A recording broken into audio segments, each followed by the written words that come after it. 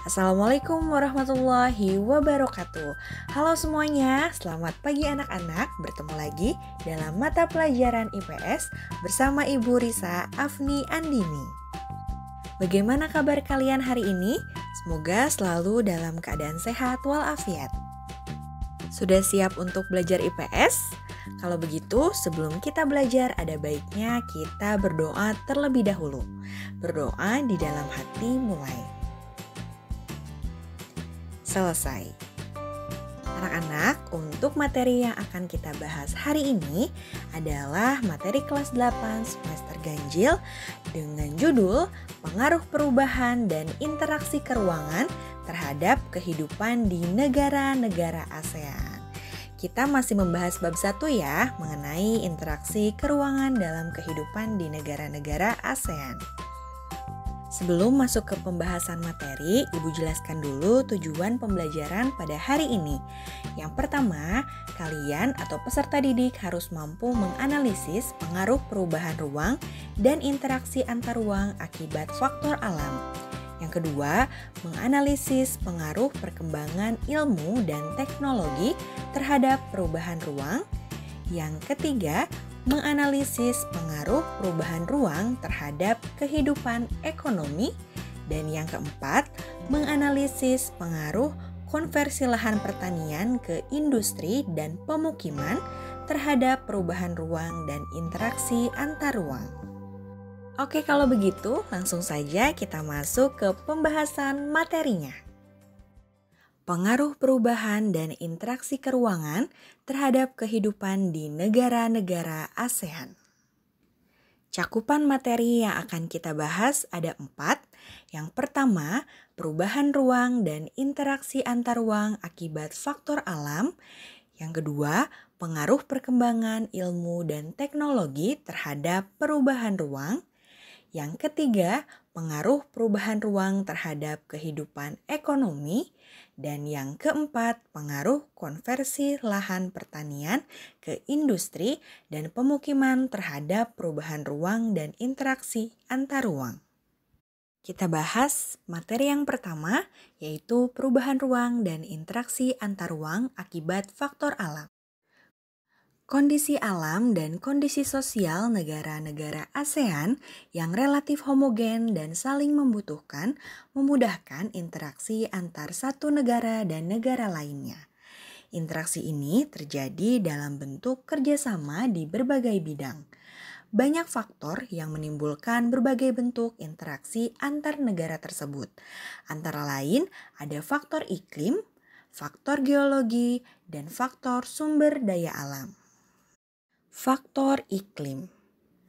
Lokasi negara-negara ASEAN yang berada di antara benua Asia dan benua Australia menyebabkan wilayah ini beriklim tropis dan dipengaruhi oleh angin muson, yaitu angin yang menyebabkan terjadinya musim kemarau dan musim hujan di wilayah ASEAN. Selain itu, wilayah ASEAN juga dipengaruhi oleh iklim matahari dan iklim fisis. Apa itu iklim fisis? Yaitu iklim yang dipengaruhi keadaan fisik suatu wilayah seperti perairan laut, pegunungan, dan daratan. Negara-negara ASEAN terkadang mengalami perubahan iklim yang tidak terprediksi sebagai akibat adanya perubahan pola penggunaan lahan dan perilaku yang menimbulkan pemanasan global.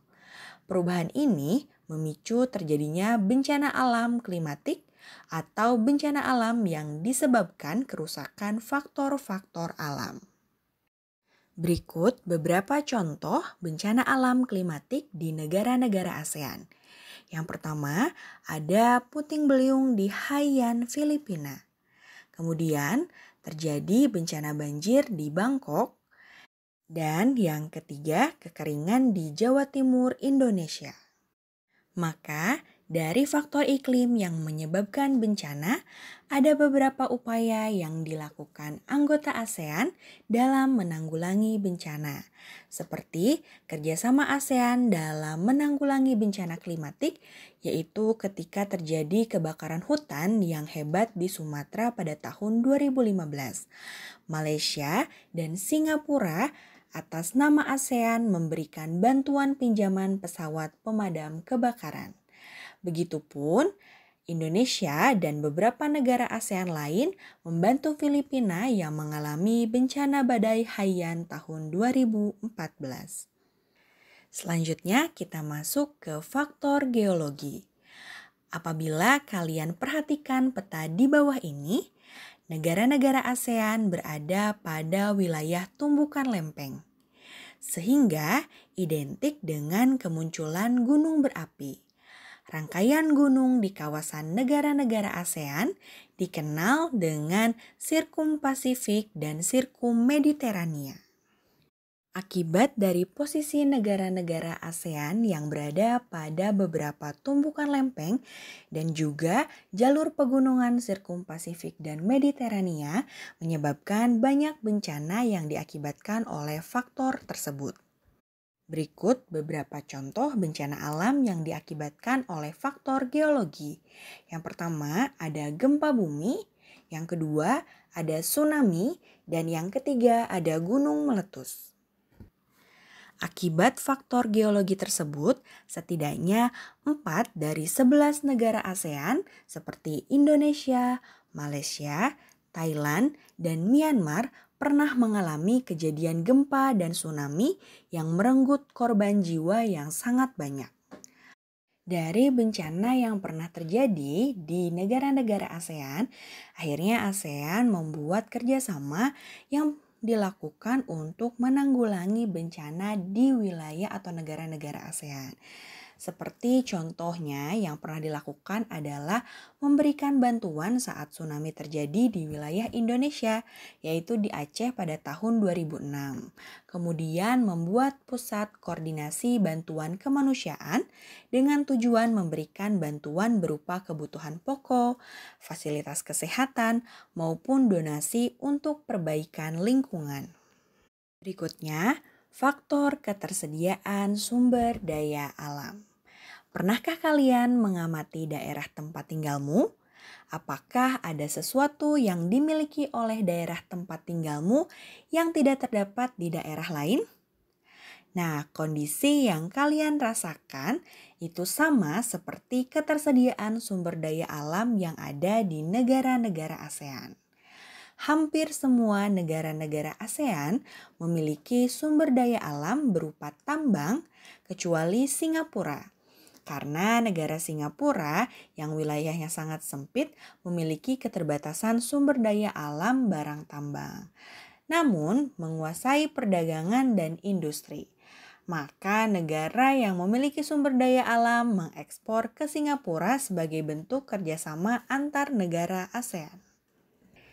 Silahkan kalian perhatikan berikut daftar barang tambang di negara-negara ASEAN. Namun, kekayaan sumber daya alam di negara-negara ASEAN bukan hanya dari tambang saja, tetapi setiap negara-negara ASEAN juga memiliki potensi sumber daya alam lain seperti hutan, laut, dan lain-lain. Karena perbedaan karakteristik sumber daya alam inilah, negara-negara ASEAN melakukan kerjasama guna memenuhi kebutuhan negaranya. Berikut beberapa contoh kerjasama dalam bidang sumber daya alam, yaitu negara-negara anggota ASEAN melakukan pertukaran sumber daya alam dalam kegiatan jual beli atau ekspor dan impor. Nah, anak-anak, materi pengaruh perubahan dan interaksi keruangan terhadap kehidupan di negara-negara ASEAN sudah selesai dibahas. Bagaimana? Mudah bukan? Sekarang kita lanjutkan ya ke materi yang kedua, yaitu pengaruh perkembangan ilmu dan teknologi terhadap perubahan ruang. Perkembangan ilmu dan teknologi telah berpengaruh terhadap berbagai aspek kehidupan manusia. Manusia lebih dimudahkan dalam berbagai hal ketika beraktivitas. Ilmu yang menghasilkan teknologi komunikasi mengurangi jarak dan waktu dalam berinteraksi antar pihak. Teknologi yang memiliki peranan besar dalam mengubah kehidupan manusia dalam berinteraksi adalah teknologi transportasi dan teknologi komunikasi. Oke, keduanya akan kita bahas. Yang pertama kita bahas dulu dari teknologi transportasi. Coba kalian perhatikan gambar di bawah ini. Ada perbedaan teknologi transportasi di mana yang asalnya transportasinya tradisional berubah menjadi transportasi modern. Saat ini berbagai macam bentuk alat transportasi dapat dijumpai baik di darat, laut, dan udara. Ilmu dan pengetahuan yang semakin luas telah memungkinkan perkembangan berbagai macam alat transportasi yang tentunya nyaman, cepat, dan dengan tingkat keamanan yang tinggi. Di negara-negara ASEAN sendiri telah banyak menerapkan berbagai teknologi transportasi seperti kereta cepat monorel, pesawat terbang, dan speedboat untuk mengalami perbaikan demi kenyamanan penumpangnya. Namun demikian, alat transportasi tradisional yang belum menggunakan mesin juga masih banyak dijumpai dan bertahan sampai saat ini di negara-negara ASEAN seperti pedati, delman, dan beca. Adanya perkembangan teknologi transportasi membawa perubahan aktivitas manusia yang berakibat terhadap perubahan tata kehidupan. Perkembangan sarana transportasi yang terus berkembang berdampak pada perubahan penggunaan lahan karena dijadikan sarana dan prasarana penunjang untuk perluasan jalan, terminal, bandara, dermaga, dan pelabuhan.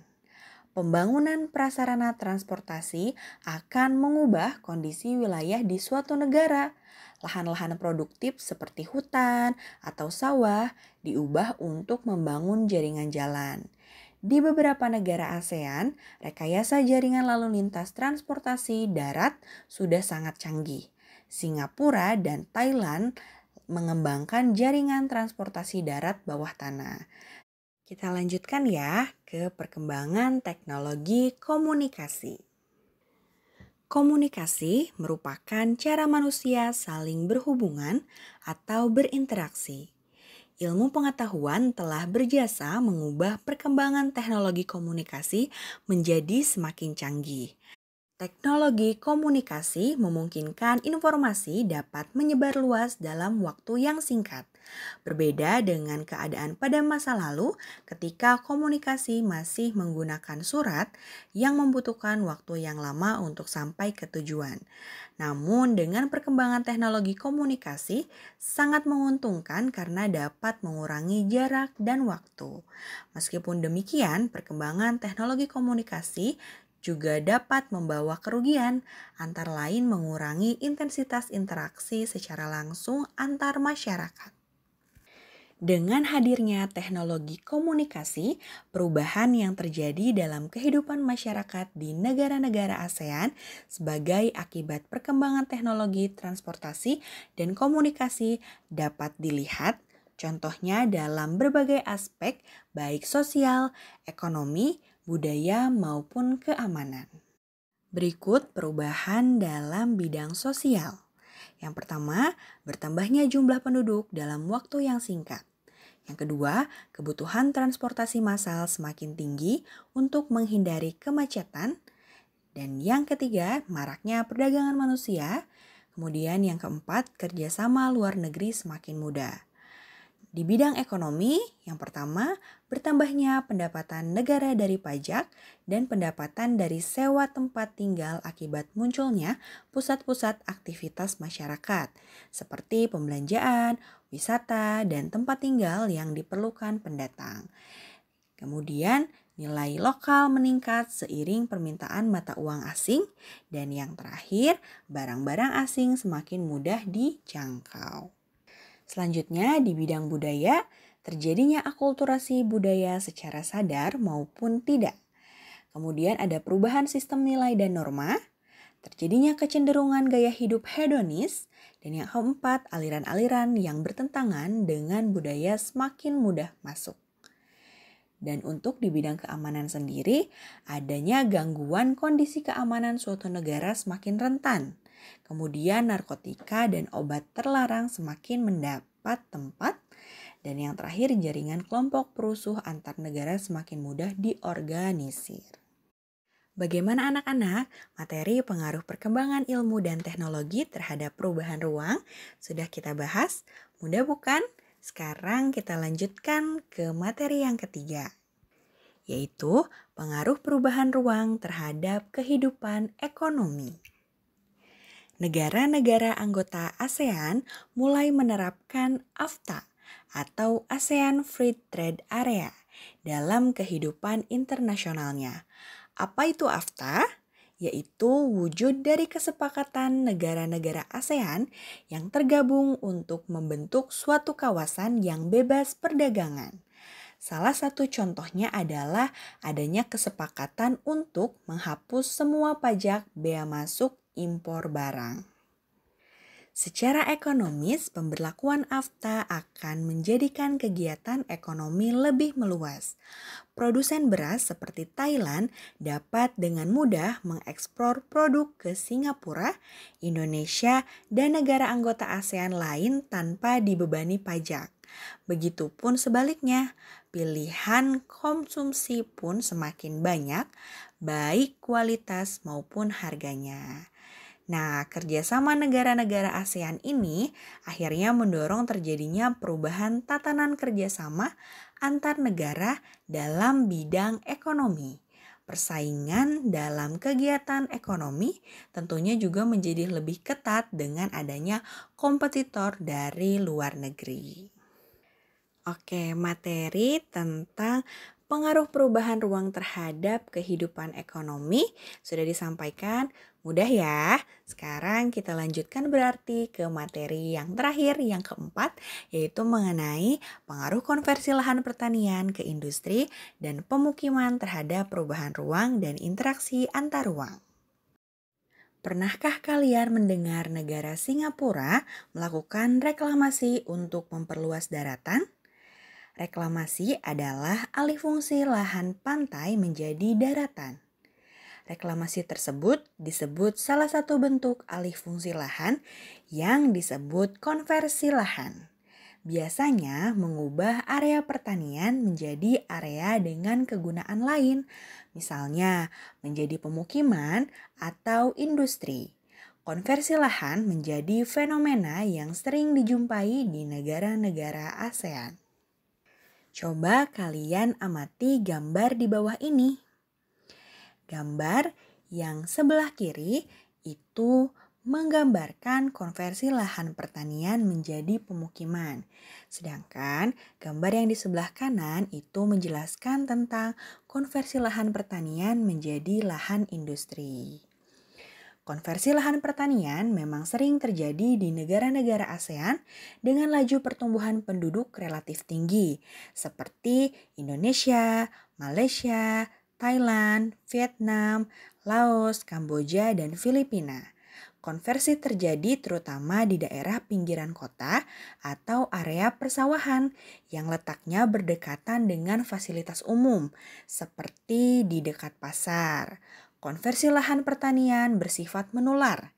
Artinya, ketika satu petak lahan telah dikonversi, lahan pertanian di sekitar petak tersebut juga rawan dikonversi. Hal ini dipengaruhi terhadap keberlangsungan kehidupan masyarakat di daerah tersebut. Oke anak-anak, kita bahas poin A mengenai pengaruh konversi lahan pertanian menjadi lahan industri. Nah, konversi lahan pertanian menjadi lahan industri ini banyak terjadi di negara-negara berkembang seperti negara ASEAN.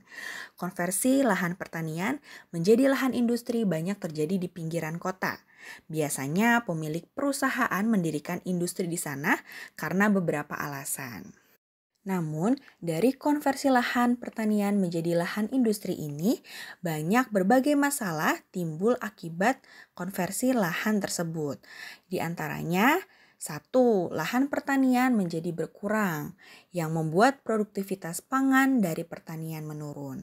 Yang kedua, lahan pertanian sekitar industri berpotensi terkena imbas pencemaran akibat limbah atau polusi dari industri baik tanah, air maupun udara. Dan yang ketiga, konversi lahan itu menular yang mengancam ketersediaan lahan pertanian. Nah, sekarang kita lanjutkan ke poin B, yaitu pengaruh konversi lahan pertanian menjadi lahan pemukiman. Pemukiman menjadi kebutuhan pokok manusia. Semakin banyak jumlah manusia, area pemukiman akan dibutuhkan juga semakin luas. Kondisi ini terjadi juga di negara-negara anggota ASEAN. Konversi lahan pertanian menjadi pemukiman marak dilakukan di negara-negara ASEAN. Konversi lahan pertanian menjadi pemukiman pasti akan menimbulkan dampak sama seperti konversi lahan pertanian menjadi lahan industri. Biasanya selalu berdampak negatif apabila dilihat dari sisi fungsi lahan pertanian itu sendiri. Adapun dampak negatifnya adalah sebagai berikut. 1. Luas lahan pertanian semakin berkurang sehingga produktivitas pangan semakin kecil. Yang kedua, petani dan buruh tani kehilangan mata pencahariannya. Yang ketiga, hilangnya lahan ruang terbuka hijau atau RTH. Dan yang keempat, berkurangnya lahan resapan air. Nah, anak-anak, materi pengaruh konversi lahan pertanian ke industri dan pemukiman sudah selesai kita bahas, maka berakhir pula materi secara keseluruhan. Terima kasih telah mengikuti pembelajaran hari ini. Jangan lupa untuk mengucapkan hamdalah bersama-sama dulu ya. Alhamdulillahirabbil alamin. Apabila ada yang ingin ditanyakan lebih lanjut mengenai materi secara keseluruhan, kalian boleh tulis di kolom komentar. Nah, dengan selesainya materi ini, maka bab 1 telah selesai kita bahas. Untuk di minggu depan, berarti kita akan melanjutkan ke bab kedua, yaitu pengaruh interaksi sosial terhadap kehidupan sosial dan kebangsaan. Akhir kata, terima kasih sudah menonton video ini. Sampai jumpa di pertemuan selanjutnya. Wassalamualaikum warahmatullahi wabarakatuh.